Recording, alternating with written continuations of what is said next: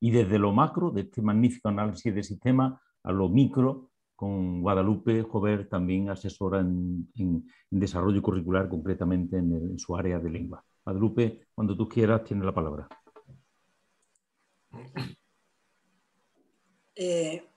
A ver, buenas tardes. Creo que me tenéis que dar permiso para que active la cámara. Vale, ahora mismo. Vale, en primer lugar quería daros las gracias por acogerme en este foro. Gracias a ti, José María, y a la Escuela Andaluza de Inspección Educativa y a cuantas personas estáis hoy compartiendo esta tarde para reflexionar juntos sobre el nuevo cambio curricular que se nos viene. Voy a compartir también una presentación. Como antes Francisco ha tenido problemas, me decís antes de que inicie el discurso si se ve bien. Ve probando y te decimos. En principio está ahora... Perfecto, Lupe, perfecto. Muy bien. A ver, yo voy a minimizar esto para... Muy bien. Os presento en primer lugar el esquema que voy a seguir, que es por otra parte el pactado con la organización. Me voy a centrar en 3 cuestiones. La primera, si necesitamos un nuevo currículo y por qué. La segunda, cuáles son los elementos del nuevo currículo. Y la tercera, qué pasa desde que un nuevo currículo se publica en el BOE hasta su desarrollo en las aulas. ¿Cuál es el papel aquí del profesorado? A las dos primeras cuestiones ya las ha tratado Francisco Luna, pero yo creo que nuestras miradas van a ser complementarias, puesto que mi mirada es la de la profe a pie de aula, con muchos años de experiencia, es verdad, y con muchos cambios legislativos, aunque quizá no tantos, sí algunos y notables en las aulas, pero quizá no tantos como a veces pensamos. Primera cuestión, ¿necesitamos un nuevo currículo? ¿Por qué? Yo he de confesaros que desde prácticamente mis primeros años de docencia, la reflexión en torno al currículo me ha acompañado curso tras curso. A veces he encontrado en el currículo un aliado, pero otras muchas veces un obstáculo. Y puesta a responder con toda la honestidad del mundo a esta cuestión y mirando a críos y crías frente a frente, las 3 razones primeras que se me venían a la cabeza acerca de si necesitamos un nuevo currículo o no eran las siguientes. Creo que necesitamos un nuevo currículo, en primer lugar, por una cuestión de equidad. Nos estamos dejando a muchos niños y niñas en el camino. Tenemos un grave problema de exclusión escolar, de inequidad educativa, en el que confluyen un montón de causas, pero al que no es ajeno el currículo. Como dijeron los niños de la escuela de Barbiana hace ya casi 60 años, la escuela obligatoria tiene un único problema, los niños que pierden. Recordáis que esta carta fue escrita por 7 u 8 muchachos campesinos pobres en la Toscana, en Italia, acompañados por su maestro Lorenzo Milani, y en ella denunciaban una escuela que formalmente los acogía. Estábamos inaugurando la extensión de la escolarización obligatoria hasta los 14 años, entonces una escuela que formalmente los acogía, pero que en el día a día los invisibilizaba o incluso los humillaba. Y ellos focalizan su queja, su protesta, su rabia, su dolor en maestras y maestros. Y creo que haríamos bien, quienes estamos a pie de aula, en leer de tanto en tanto esta carta y dejarnos y sentirnos interpelados por las palabras, a veces muy duras, de los niños de la escuela de Barbiana, pero que nos invitan a repensar lo que estamos haciendo en las aulas. Duele constatar que 60 años más tarde, quizá algunos de nuestros estudiantes podrían suscribir sus palabras, porque miremos algunas de las cifras. Chicos y chicas que cumplen los 16 años sin conseguir el título de graduado en secundaria son prácticamente en torno al 20%, con diferencias notables en cuanto al género. 16% de alumnas, 26% de alumnos. Una escuela verdaderamente coeducativa tendría que trabajar también a favor de los chicos. Las tasas de repetición al término de la ESO, lo sabemos, son del 30% de los estudiantes y además sabemos que la repetición se ha revelado como una medida absolutamente estéril, pero además que afecta fundamentalmente al alumnado más vulnerable. Ya lo decían también los alumnos de la escuela de Barbiana, a los alumnos pobres nos hacéis repetir curso. A los no tan pobres pueden repetir en las clases particulares. Y para los ricos todo es repetición, porque lo que escuchan en la escuela ya lo han escuchado antes en casa. El abandono escolar temprano es cierto que ha bajado en los últimos años como consecuencia de la pandemia, pero hace apenas 1 año, 2 años, estábamos a la cola de Europa. Esa sensación de fracaso de muchos estudiantes se traduce en rechazo a la institución escolar e impide el retorno posterior. Y esta sensación de desafección a la escuela tiene un curso crucial, lo sabemos bien, es el segundo de la ESO. Niños y niñas españoles van con mucho agrado a la escuela hasta que cumplen los 12-13 años y a partir de entonces la desafección es creciente. Quizá los currículos escolares no sean ajenos a esta desafección. 3 aspectos de los currículos actuales que juegan en contra de la inclusión. Algunos los ha nombrado ya Francisco. Por una parte, la extensión inabarcable. Profesores y profesoras nos sentimos rehenes a veces de esos currículos, pretendemos cabalgar por los epígrafes de los temarios, pensando que lo que nosotros mostramos es lo que el alumnado aprende, cuando sabemos que los aprendizajes requieren muchísimo tiempo, muchísimo sosiego. Y normalmente lo que ocurre es que a la hora de seleccionar, más que hacerlo como una elección en positivo, se acaba quedando fuera lo que está al final del temario, la probabilidad y la estadística en matemáticas, precisamente en un momento de explosión de todas las ciencias de los datos, o la historia contemporánea, geografía e historia. En el caso de lengua, que se queda fuera, pues aquellos saberes que no pertenecen a nuestra cultura profesional, la oralidad, por ejemplo. Junto con la extensión, un problema grave es la fragmentación. Según van avanzando las distintas disciplinas de conocimiento, tratamos de incorporarlos a las escuelas, pero como en estratos superpuestos, de tal manera que lo que ofrecemos a chicos y chicas es como un montón de cristales fragmentados que no pueden conformar unas gafas a través de las cuales mirar el mundo. Necesitamos restituir los vínculos entre las distintas parcelas del conocimiento, entre las disciplinas académicas y la realidad y, por supuesto, entre los currículos escolares y los conocimientos, el mundo de experiencias previos de nuestro alumnado. Y, en definitiva, nuestros currículos actuales se revelan inadecuados tanto a las características del alumnado como a la realidad del mundo en que vivimos. Y puesto que soy profesora de lengua y literatura, me vais a permitir que lo ejemplifique con los programas de literatura. Hace ya muchos años que tanto la teoría de la literatura, la estética de la recepción como la psicología cognitiva subrayan la centralidad del lector en los procesos de construcción, de atribución de sentido a los textos. Y en consecuencia, la didáctica de la literatura insiste en la necesidad de construir itinerarios de progresos teniendo en cuenta la complejidad de los textos, por el tema, por la estructura, por el estilo, por la distancia cultural, y por el horizonte lector, en secundaria, por ejemplo, adolescente, el desarrollo de la competencia lectora y literaria, el mundo de experiencias de críos y crías. Y, sin embargo, lejos de construir, según estos criterios, esos itinerarios de progreso, en los programas escolares la organización de los textos aparece en función del lugar que ocupan en las historias de la literatura nacional. De tal manera que en el momento en que se produce mayor desafección hacia la lectura, 13-14 años, lo que se les propone a chicos y chicas en las aulas es la lectura de textos de la literatura medieval y el Siglo de Oro. Creo que hace falta revisar los criterios de organización de los itinerarios de lectura literaria. Y en este mismo sentido decimos que los currículos son inadecuados a la realidad del mundo en que vivimos, porque en nuestras aulas, en mis aulas, prácticamente un tercio, una tercera parte del alumnado provienen de otras geografías, de otros contextos culturales y seguimos con un canon literario limitado a las fronteras nacionales. Si como lectores leemos a Shakespeare, a Homero, a Wationgo o a García Márquez, ¿por qué no abrir también el canon de la literatura de la escuela a las distintas tradiciones culturales para caminar de verdad hacia una educación intercultural? En segundo lugar, os decía, junto al grave problema de inequidad,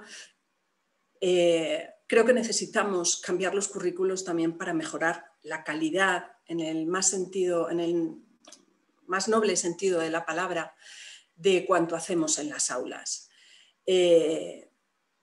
Decimos que la finalidad de la educación lingüística es desarrollar las destrezas orales y escritas, tanto de producción como de recepción, en los diferentes ámbitos de la vida personal, social, académica y profesional. Y no hace falta que venga PISA a certificar los problemas de comprensión lectora de nuestro alumnado. Muchas veces nos quejamos de que en bachillerato son incapaces de comprender ideas clave, la macroestructura de un texto o la torpeza, la dificultad que tienen para tomar la palabra en público. La pregunta que debiéramos hacernos es si estamos trabajando de verdad las destrezas de comprensión lectora o de producción oral, por ejemplo. Lo mismo podríamos decir en el caso de la literatura. Ya no hablamos de enseñanza de la literatura, sino de educación literaria. Por tanto, no se trata tanto de enseñar literatura como de enseñar a leer literatura. Pero pretendemos llegar a distintos sitios transitando los mismos caminos de siempre. Es como si a las carreteras que normalmente cogemos les cambiáramos los carteles indicadores pensando que por cambiar ese cartel las carreteras habrían de llevarnos a otros sitios. Tenemos que replantearnos con honestidad la coherencia entre los objetivos pretendidos y los caminos transitados. Y en tercer lugar, hay un problema evidente de actualización. El mundo ha cambiado muchísimo y es verdad que lo primero que se nos viene a la cabeza son todos los cambios derivados de la digitalización de nuestras sociedades. Ha cambiado enormemente la manera en que accedemos a la información, construimos conocimiento, nos comunicamos, pero junto a esos cambios hay otros que quizá no son tales, aunque quizá sí tenemos más sensibilidad hacia ellos. Por ejemplo, cuanto tiene que ver con la pavorosa crisis ecológica que estamos viviendo, las desigualdades entre hombres y mujeres, los desafíos de convivir en sociedades multiculturales y, por tanto, nuestros currículos tienen que dar respuesta a estos cambios, a estas preocupaciones, a estas inquietudes. Por tanto, hay razones, sí, para revisar los currículos y conciliar una doble responsabilidad. Compartir un legado cultural que consideramos valioso, pero al mismo tiempo ser capaces de revisarlo con mirada crítica y dar cabida, por ejemplo, a las mujeres ausentes de los libros de texto y favorecer su apropiación por parte del alumnado con un objetivo emancipador. Por tanto, a mi manera de ver, las cuestiones fundamentales tienen que ver con quiénes estamos en las aulas de colegios e institutos y para qué educamos. Y en función de eso, revisar el qué enseñar y cómo hacerlo. Y habrá que proceder, por supuesto, a adecuar los saberes a los aprendices y a los problemas del siglo XXI, acabar con su extensión inabarcable y su fragmentación, y enseñar a movilizar dichos saberes, a transferirlos a situaciones nuevas, a la resolución de problemas, a retos, más allá de los espacios y tiempos escolares. Vamos a ver si los nuevos currículos son capaces de dar respuesta a estas inquietudes, a estas preguntas, a estas necesidades. Os enseñaba antes Francisco Luna la página del portal del Ministerio de Educación, donde aparecen los borradores de los reales decretos de enseñanzas mínimas. El único que está publicado es el de educación infantil. En las próximas semanas se irán publicando los de primaria, ESO y bachillerato, pero si quiero yo repetir también esta página es para invitar a todos mis colegas a que no dejemos, a que no esperemos a conocer los nuevos currículos por lo que aparezca en los libros de texto, que vayamos directamente a las fuentes, que leamos los currículos, que nos apropiemos de ellos para realmente luego ser los artífices de cuanto hacemos en las aulas. Esto son todavía borradores, pero yo creo que permiten ir haciéndonos una idea de la nueva arquitectura curricular. ¿Qué es lo que encontramos ahí? Pues junto con los fines, principios generales y pedagógicos y objetivos de etapa, esta nueva pieza, el perfil de salida, que como antes comentaba Francisco Luna, a lo que pretende dar respuesta es al qué queremos como sociedad, cómo queremos que sean los estudiantes al término de la educación básica, qué queremos que sepan y que sepan hacer. Y en función de lo que aquí definamos, tendremos que desarrollar el currículo de las distintas materias, en las que vamos a encontrar las siguientes piezas. En primer lugar, las competencias específicas tienen una cierta correspondencia con los antiguos objetivos para ir entendiéndonos. Las competencias específicas, ahora veremos en qué consisten. A continuación, los criterios de evaluación. En tercer lugar, los saberes básicos, y veremos por qué no los llamamos ya contenidos, sino saberes en plural y básicos. Y las situaciones de aprendizaje. En el perfil de salida hay dos piezas clave, las competencias clave y los retos y desafíos del siglo XXI. ¿Cómo aparecen definidas las competencias clave? Como los desempeños que se consideran imprescindibles para que el alumnado pueda progresar con garantía de éxito en su itinerario formativo y además afrontar los principales retos, desafíos globales y locales. Desempeños implica pasar a la acción. Creo que muchos y muchas de nosotros habremos tenido la experiencia quizá de haber estudiado años y años de inglés y luego vernos en situaciones de nuestra vida personal, social e incluso profesional en las que nos veíamos enmudecidos e incapaces de seguir una conversación en inglés. Desempeños, por tanto, implica pasar a la acción. Sin conocimientos es imposible la competencia, puede haber conocimientos sin competencia, pero la competencia es imposible sin los conocimientos, como lo podemos ver, por ejemplo, en uno de los descriptores de la competencia plurilingüe, que reza así. Al término de la educación básica, el alumno o la alumna usa eficazmente una o más lenguas, además de la lengua o lenguas familiares, para responder a sus necesidades comunicativas en el ámbito personal, social, académico y profesional. Estas competencias clave, como veremos, van a impregnar el desarrollo de todas y cada una de las materias. Las competencias clave, tomadas de la recomendación del Consejo de la Unión Europea de 2018, son la competencia en comunicación lingüística, plurilingüe, STEM, ciencias, tecnología, ingeniería y matemáticas, la competencia digital, personal, social y de aprender a aprender, la competencia ciudadana, la competencia emprendedora y la de conciencia y expresión culturales. Veréis que cada una de ellas compromete a todas las materias. Pensemos en la competencia en comunicación lingüística, no es cosa solo del profesorado de lengua. Todos somos corresponsables de enseñar a leer y a escribir, a comprender textos orales, a producir textos orales en los distintos ámbitos de conocimiento. Y si no lo hacemos de manera coordinada, los resultados serán estériles. Pero claro, las competencias se quedan cojas si no verbalizamos el para qué. La pregunta para qué, lejos de ser una pregunta utilitarista, creo que puede ser una pregunta absolutamente revolucionaria. Depende de la respuesta que demos al para qué. Una persona puede ser muy hábil desde el punto de vista comunicativo, tener una competencia comunicativa muy desarrollada, pero utilizarla para la manipulación, para la discriminación, para la construcción deliberada de mentiras. Por tanto, lo que necesitamos es dar respuesta como sociedad a esos para qué, al servicio de qué se van a poner estas competencias clave. Y en el propio Real Decreto de Enseñanzas Mínimas se recogen de nuevo las fuentes transnacionales de las que beben los retos y desafíos del siglo XXI, de UNESCO, de ONU. Paso por encima, puesto que ya ha aludido antes a ello Francisco Luna, y se recogen los siguientes: la crisis ecológica, el consumo responsable, vida saludable, inequidad y exclusión, resolución pacífica de los conflictos, cultura digital y uso ético de la misma, gestión de la incertidumbre, incorporación a proyectos colectivos, aprendizaje permanente, cooperación y convivencia en sociedades diversas. Y esto nos compromete a los profesores de aula. No podemos hablar de resolución pacífica de los conflictos, por ejemplo, y que los usos orales informales sigan estando fuera de los programas de lengua y literatura. Tendremos que trabajar cuanto tiene que ver con la cooperación conversacional, con las estrategias de cortesía lingüística, con la comunicación no verbal.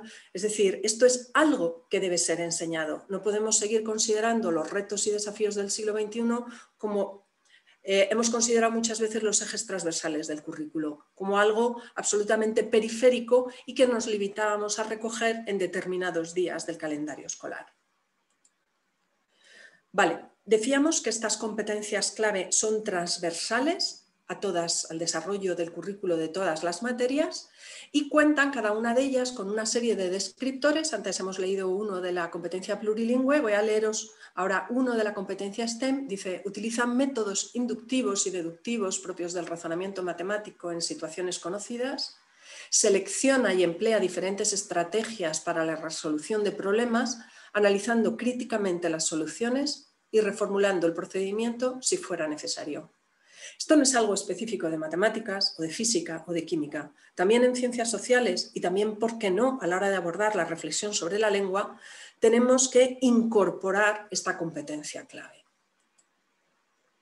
Ahora ya sí, pasamos a ver cuál es la estructura del currículo por materias. En primer lugar, nos encontramos con las competencias específicas que responden siempre a la misma sintaxis. ¿Qué queremos aprender? ¿Cómo podemos hacerlo? ¿Y para qué?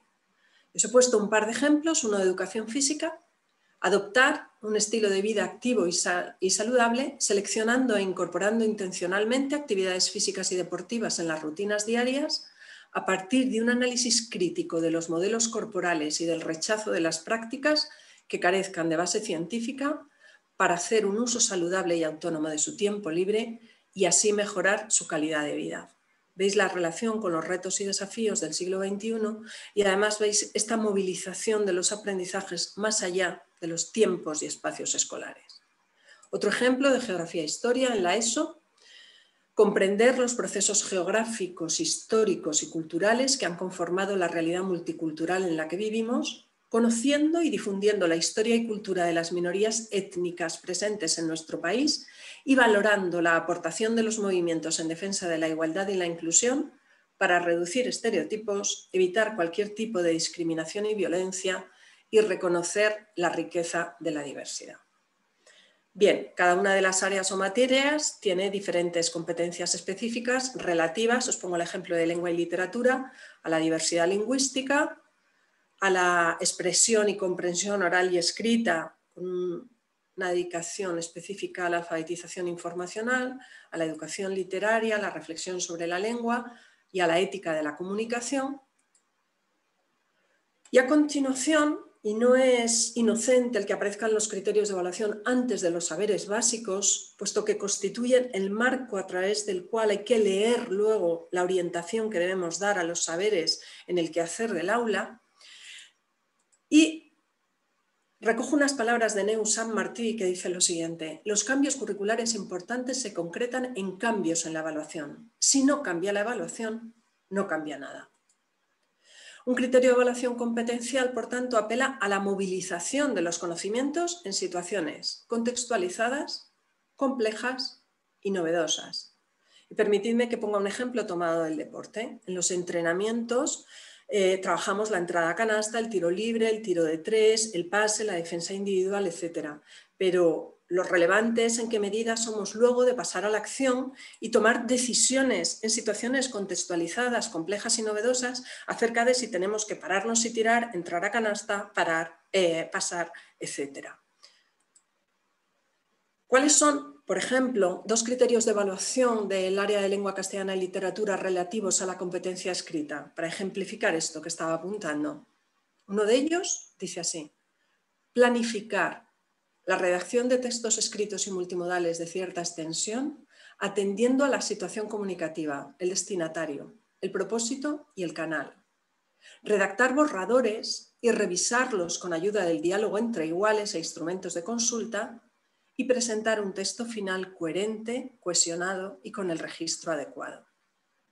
Y el segundo, del decreto de enseñanzas mínimas, del borrador al menos, dice así: incorporar procedimientos para enriquecer los textos atendiendo a aspectos discursivos, lingüísticos y de estilo, con precisión léxica y corrección ortográfica y gramatical. Lo que tendremos que plantearnos es con qué instrumentos de evaluación vamos a observar esto, porque quizá los instrumentos hegemónicos, como son los exámenes individuales y contrarreloj, no son los idóneos para acoger el conjunto de los criterios de evaluación. Lo dejo ahí. A continuación encontramos los saberes básicos y os decía que ¿por qué saberes en plural? Porque tienen que ver con el saber ser, el saber y el saber hacer, es decir, con conocimientos, con destrezas, con actitudes. ¿Y por qué básicos? Básicos no porque sean elementales, sino porque son los imprescindibles para seguir avanzando.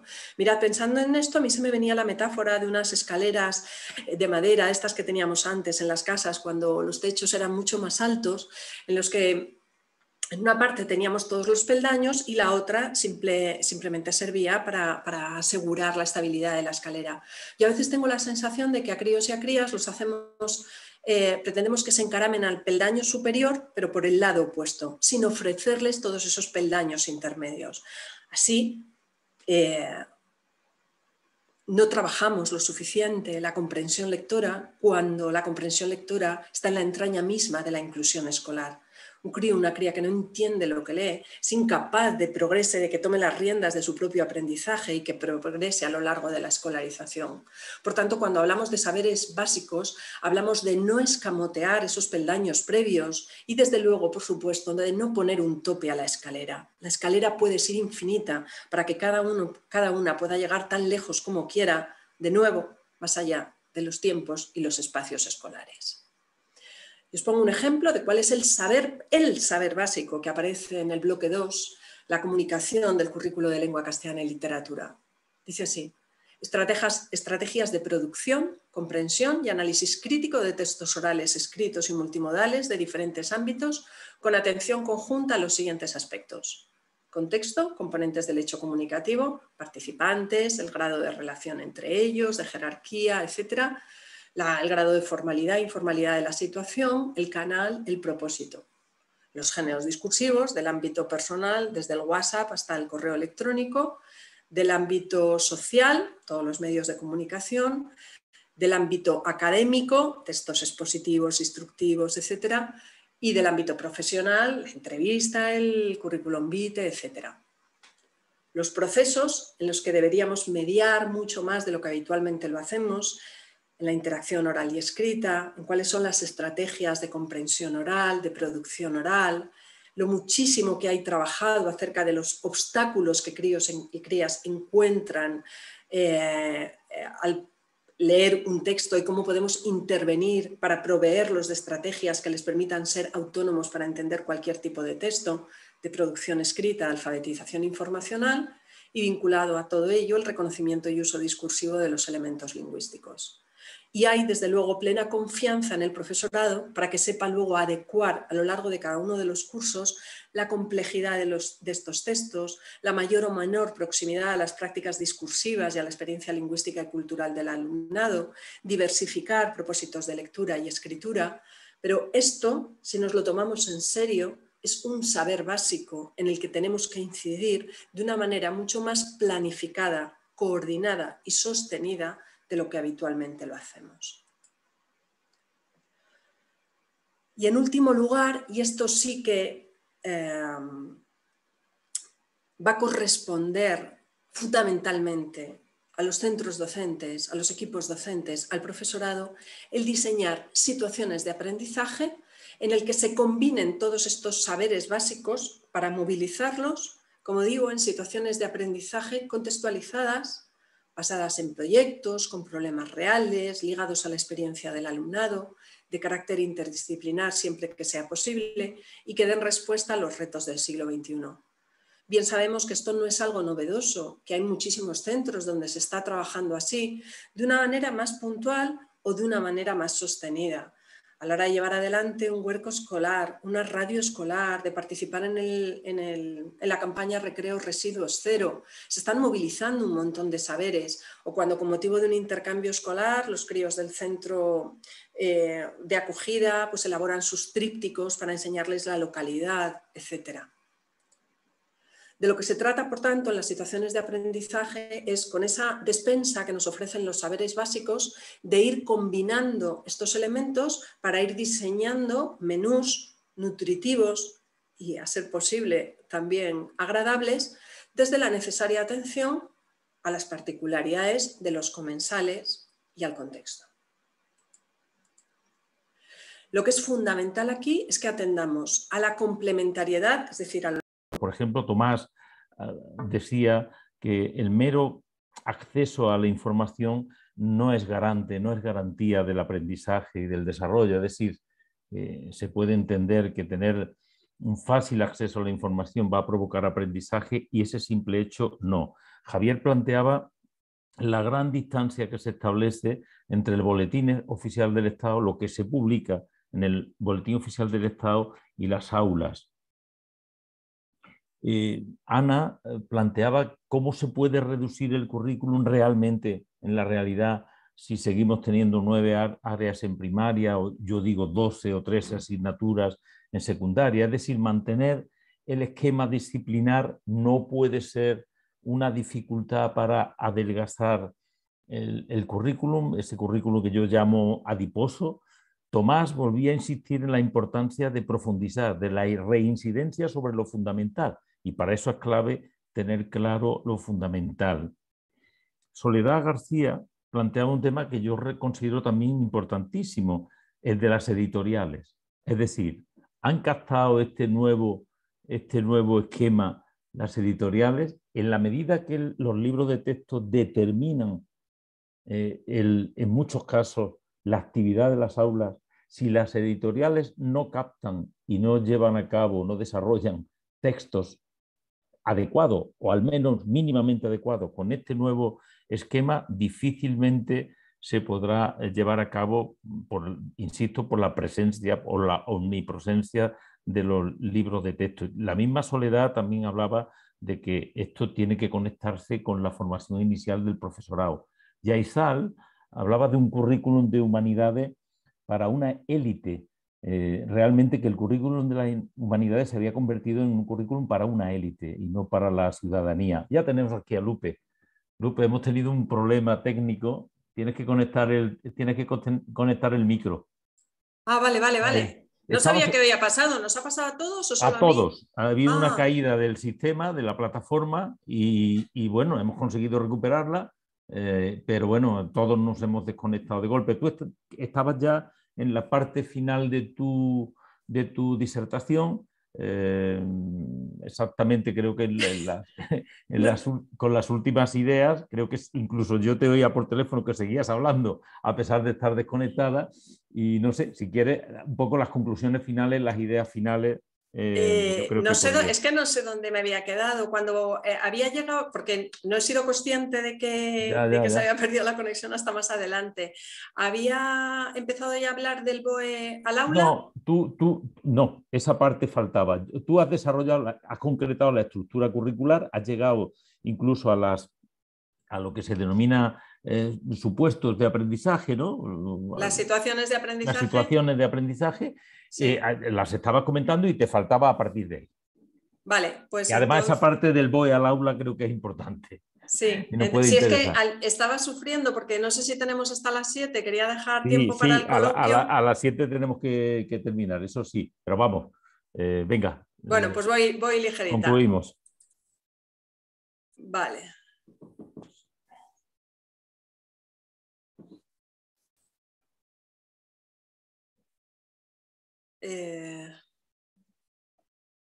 Vale, ahora sí, ¿no? Sí. Va, bien. Estaba comentando que quienes estamos a pie de aula y llevamos ya muchos años en el oficio, hemos vivido muchísimos cambios legislativos que no siempre se han traducido en cambios en el aula. Se habla muchas veces de los cambios en educación, pero las prácticas en las aulas no cambian de un año a otro porque algo se publique en el BOE o en los respectivos boletines oficiales o diarios oficiales de las comunidades.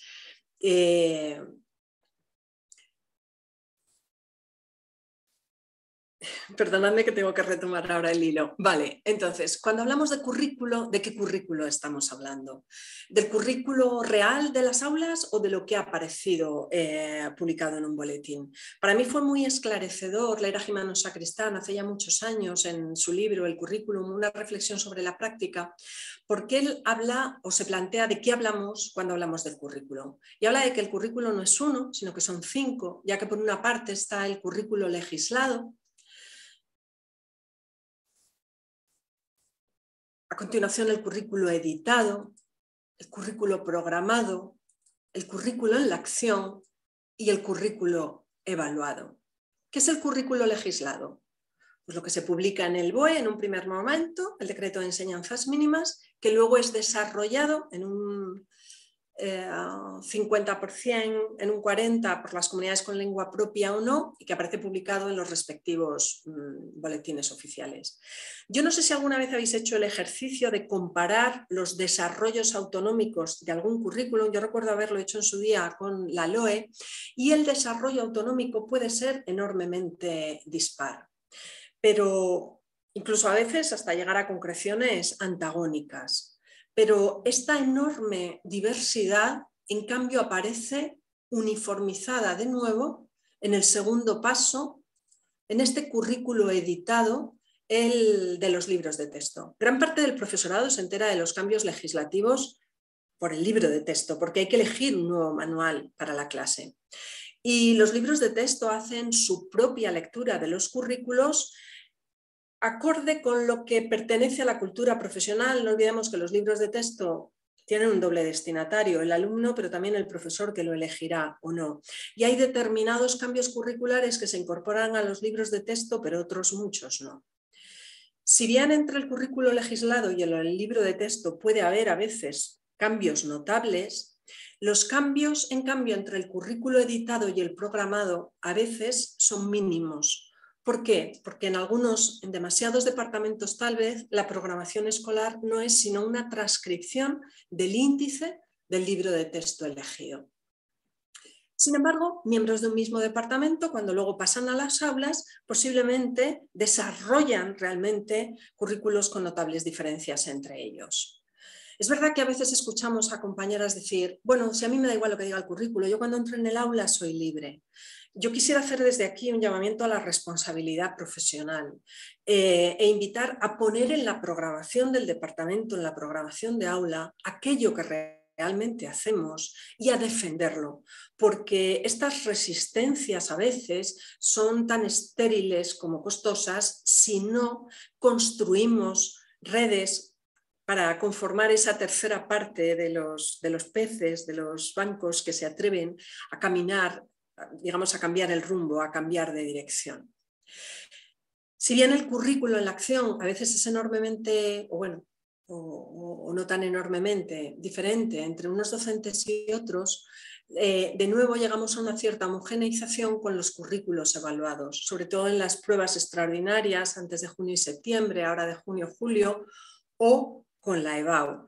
De nuevo, el instrumento hegemónico suele ser el examen, donde determinados saberes, determinados criterios de evaluación tienen cabida y donde otros quedan fuera.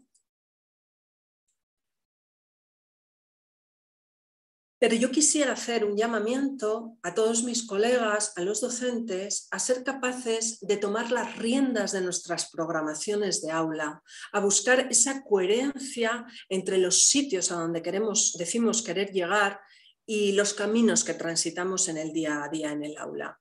Cómo acometer una programación en un currículo de enfoque competencial. En primer lugar, tenemos que partir siempre de los criterios de evaluación.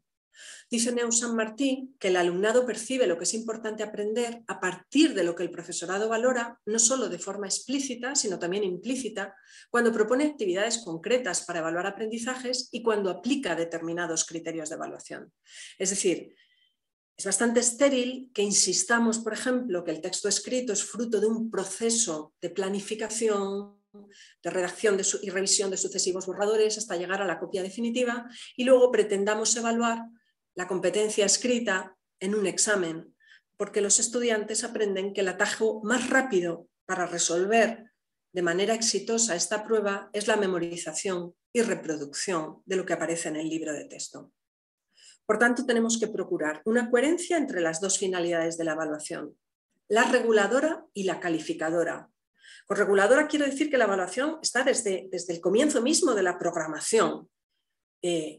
La evaluación inicial del alumnado nos permite percibir las fortalezas y las debilidades de cada uno de los estudiantes y del grupo para programar en función de ellos, y al mismo tiempo tiene una función reguladora del aprendizaje por parte de los estudiantes. Ellos tienen que conocer en todo momento los criterios de evaluación, tenemos que ponernos a su lado y explicarles dónde están los errores, cómo subsanarlos, para que ellos vayan progresivamente adueñando de estos criterios de evaluación y sean capaces, más allá de los espacios de los tiempos escolares, de, por ejemplo, al releer un texto propio, ver, diagnosticar dónde están los fallos y corregirlos. Por tanto, insisto, tenemos que procurar una coherencia entre la función reguladora de la evaluación y la función calificadora, que nos interpela no solo a los alumnos, sino también al profesorado y a la administración educativa en la toma de decisiones sobre la planificación. Si están suspendiendo un 80, un 50, un 30% de los estudiantes, la responsabilidad no será solo suya. Por tanto, tenemos que buscar también una coherencia entre los criterios y los instrumentos de evaluación. Igual que no podemos determinar la salud de una persona solo con un termómetro, pues tendremos que diversificar instrumentos para que acojan, para que alberguen todos esos criterios de evaluación, y no aquellos que quizá recogen con mayor facilidad los peldaños más elementales de nuestros procesos cognitivos, la memorización o la aplicación de un algoritmo. Se puede sustituir por los las, complemento directo, sino que conlleven aprendizajes mucho más hondos, mucho más sólidos. Por tanto, para programar, la brújula debieran ser siempre los criterios de evaluación, con la ayuda de la evaluación inicial y de nuestra memoria del curso anterior. Me gustaría que dejáramos de considerar programación, evaluación inicial y la memoria como elementos de la siempre tediosa burocracia escolar y dotarlas de pleno sentido, y diseñar el curso vertebrándolo en torno a situaciones de aprendizaje contextualizadas que recojan de manera complementaria el conjunto de los saberes básicos. Recordando, teniendo siempre presentes las palabras de Paulo Freire, que enseñar no es transferir conocimiento, sino crear las posibilidades para su propia producción o construcción. Y termino con unas palabras de Paulo Freire. Jamás acepté que la práctica educativa debería limitarse solo a la lectura de la palabra, a la lectura del texto, sino que debería incluir la lectura del contexto, la lectura del mundo. Mi diferencia está sobre todo en el optimismo crítico y nada ingenuo, en la esperanza que me alienta y que no existe para los fatalistas. Es decir, que por mucho que a veces nos pueda la desazón, la indignación, seamos capaces de sobreponernos a ella y, como decía Gramsci, desde el pesimismo de la inteligencia, pero con el optimismo de la voluntad, nos comprometamos con una educación plenamente emancipadora para nuestro alumnado. Muchas gracias. Pues muchísimas gracias a ti, Lupe, muchísimas gracias, Francisco. De nuevo os pedimos a los dos disculpas y a todos los participantes, que son muchísimos en esta webinar, por esta caída de los medios técnicos digitales. Bueno, la hemos resuelto lo mejor que hemos podido. Ha sido ajena, por supuesto, a nuestras posibilidades, porque es una cuestión técnica, pero bueno, a fin de cuentas hemos podido finalizar estas dos maravillosas, magníficas exposiciones de marco general, de concreción, de reflexión, ambas muy complementarias. Hay múltiples agradecimientos por parte de nuestros panelistas. Nuestros panelistas han planteado también, nuestros participantes han planteado también muchísimas cuestiones. ¿Qué pasará con las editoriales de nuevo? Grandes protagonistas de las aulas, por suerte o por desgracia. ¿Cómo se va a incardinar este nuevo planteamiento en nuestros modelos reales de evaluación? Un compañero y yo en una zona hicimos en una ocasión un estudio así no muy riguroso, y a lo largo de la enseñanza básica un alumno podía ser del orden, desde primero de primaria a cuarto de secundaria, del orden de 800 exámenes. Eso tiene que ver con esto que estamos planteando. Esta nueva arquitectura curricular, que en parte no es totalmente nueva, que bebe de lo anterior, pero que sí entiendo yo que aporta ideas interesantes como concretar sucesivamente las competencias clave en competencias específicas y a su vez los criterios de evaluación. Yo estoy totalmente de acuerdo con Lupe que las referencias deben ser los criterios de evaluación y por ahí vamos a llegar a las competencias. Tener clara esta estructura, leer los currículums. Yo invito también a la lectura de los currículums y no solo a lo que nos ofrecen las editoriales, que no siempre es coherente con los mismos. Por tanto, tenemos un papel también nosotros. El acuerdo político lo veo complicado, lo veo difícil, pero el acuerdo educativo, a ese acuerdo educativo del que hablaba anteriormente Francisco Luna, hemos intentado contribuir con un granito de arena en esta webinar. Un acuerdo educativo que va desde la reflexión de los docentes, del protagonismo que tienen que adquirir los docentes en sus aulas y de entender sobre todo cuál es la estructura y el porqué de este currículum. No tenemos tiempo para más, porque teníamos hasta las 7 previsto. Me da miedo que los medios digitales a las 7 se caigan y no nos podamos ni siquiera despedir. Pero Lupe, Francisco, os agradecemos de nuevo vuestra participación. Ha sido un placer. Han sido 2 clases magistrales y da gusto. Por supuesto, habéis superado el tiempo que os asigné en la planificación de esta, pero no pasa nada. Ha sido tan bueno el contenido. Creo que es necesario este abordaje de los fundamentos para entender lo que próximamente se va a publicar en un boletín oficial del Estado, que no olvidemos, un Real Decreto es garantía de derechos. Un Real Decreto es garantía de derechos de los alumnos y las alumnas, y como tal lo tenemos que entender los inspectores, los profesores, incluso yo diría que en la medida que podamos transferirlo también a la familia, ¿no? Por tanto, terminamos de esta manera. No podemos seguir, seguimos... por cierto, hemos tenido participantes de Mendoza, Argentina, de Estados Unidos, por ejemplo, una localidad que yo he tomado nota de la misma, que UCAC, de Estados Unidos. Bueno, los medios digitales tienen sus problemas, se nos caen, pero a la vez también tienen su maravilla, que es que hemos tenido con nosotros a gente de más allá del Atlántico, ¿no? Muchísimas gracias. Gracias a todos los participantes. Esperamos haber ayudado a entender mejor el porqué de un currículum, el porqué de un nuevo currículum, cuáles son las necesidades de la enseñanza, cómo podemos llegar a nuestros alumnos con el mismo, y un granito de arena, insisto, en ese... A mí me ha gustado mucho lo del acuerdo educativo. El acuerdo educativo necesario, y el acuerdo educativo está en nosotros, teniendo como referencia el boletín oficial, pero yendo más allá de él y teniendo claro, como yo suelo decir, teniendo muy claros los principios. Cuando tenemos claros los principios, posiblemente aterrizamos bien en el aula. Gracias a todos. Os doy la palabra para despediros, Lupe, Francisco, con cierta precipitación, pero por favor, despediros también vosotros. Nada, yo simplemente daros las gracias, pedir disculpas por la extensión, porque lamento muchísimo que no hayamos tenido ocasión ahora de conversar un poco entre nosotros. Lo siento y muchas gracias. Francisco. Únicamente también, pues gracias, Lupe, por haberte conocido, haber tenido la oportunidad a través de este. Y nada, pues como decía Humphrey Bogart, es el inicio de una buena amistad.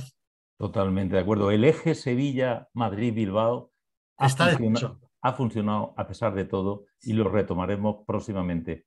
Adiós, amiga, adiós, amigo. Muchísimas gracias por todo. Adiós, muchas gracias, participantes. Hasta la próxima. Intentaremos seguir profundizando y en la medida que podamos ayudaros a abordar vuestros problemas de la mejor manera posible. Gracias a todos, buenas tardes y que tengáis un buen final de día. Hasta luego. Adiós. Adiós.